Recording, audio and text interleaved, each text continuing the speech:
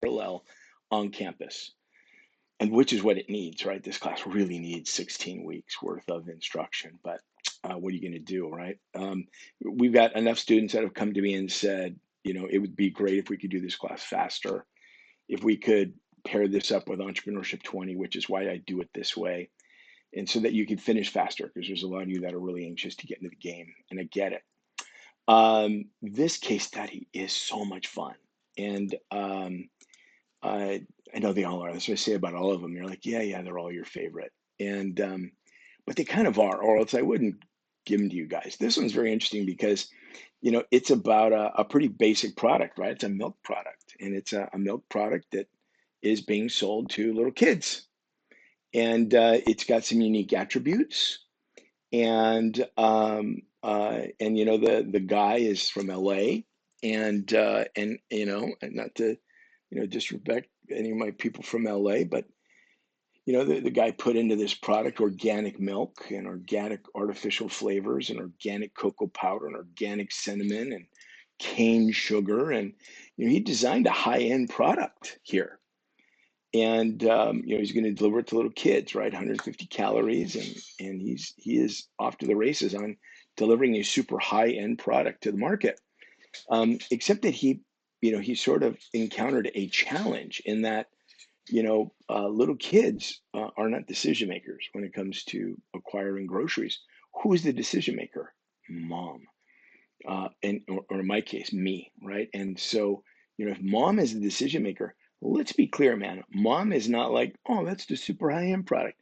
Mom tends to be much more budget conscious, and as a result, this guy, he went out, got 9,000 cases of his own money, and he got it into a couple different places. He tried to sell it to the schools. He got it into a Kroger supermarket, and the product just did not sell. And it did not sell because he was more expensive. He was 20%, 20 cents higher than the current organic products that are on the market. So you got to figure, if the competitor's a buck 20, he's a buck 40. And so, mom's shopping, mom sees organic here, and this one's organic. This is chocolate milk, that's chocolate milk, and this one's 20 cents more. What's mom going to do? So he had some challenges, right? But in the middle of this, he had some incredible PR, and it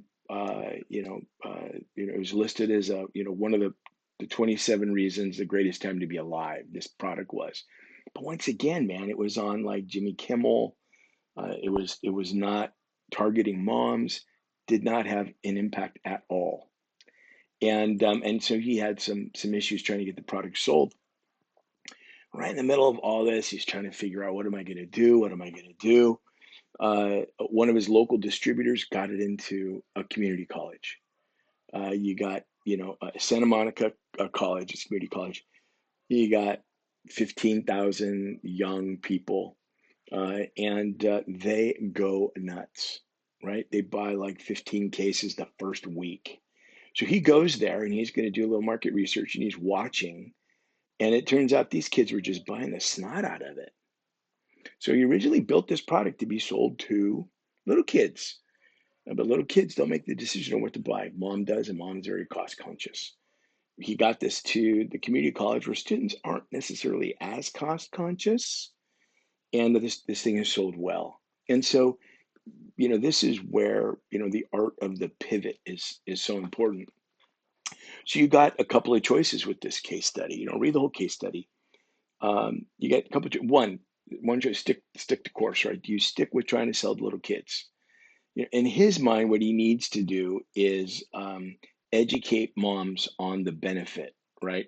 And I'm struggling with this concept because I can see moms rolling their eyes, going, "The benefit of what? Spending 20 cents more on your product than your competitors."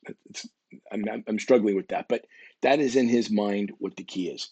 What he needs to do. Let's create some coupons. Let's get mom to buy this thing. Maybe mom will like that their kids like it more. I don't know. It's up to you.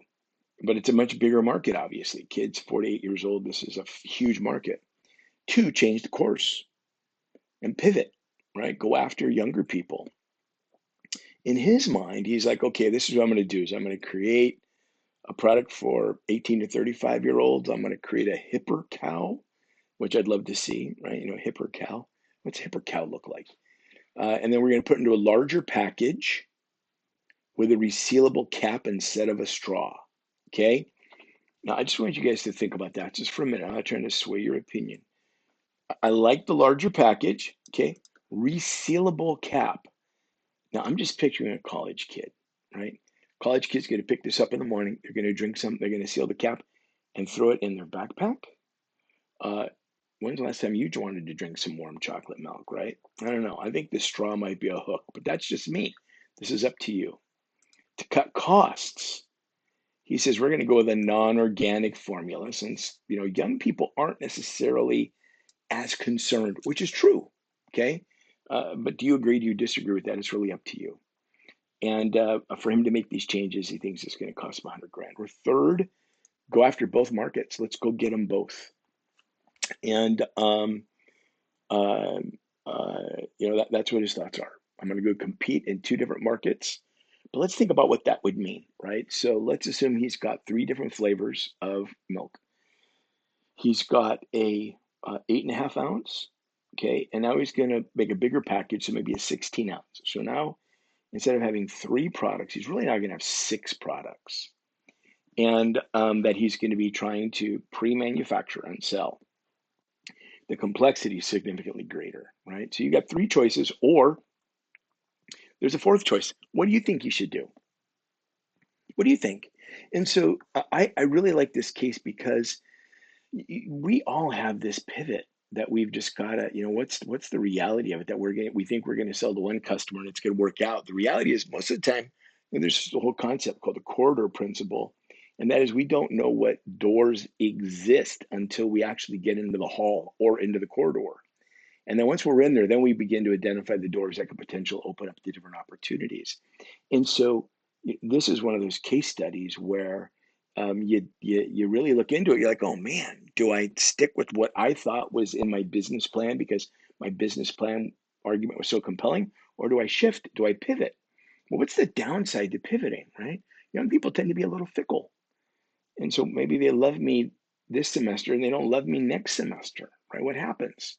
And what's the prospect of fighting essentially two front war, and which is what they were doing with the hybrid, right? So once again, not easy. Allow it to challenge you. Allow yourself to feel a little uncomfortable. So the whole point of these case studies, get your comments up by Friday, and make sure you comment on four classmate posts by Sunday. Look at their arguments. This is what I think I should do. Are they missing something? Right? Somebody says, just stick with the little kids, and mom will eventually agree to pay more. Really? Then you maybe follow up by saying something like, did you not look at the results of this last election? It was all about the fact that prices went up. People don't want prices to go up. People want prices to stay the same or go down. How are you going to compete in an environment where your prices are higher, right? Maybe that's what your argument would be. I don't know. It's up to you. I look forward to reading what your posts are. Peace.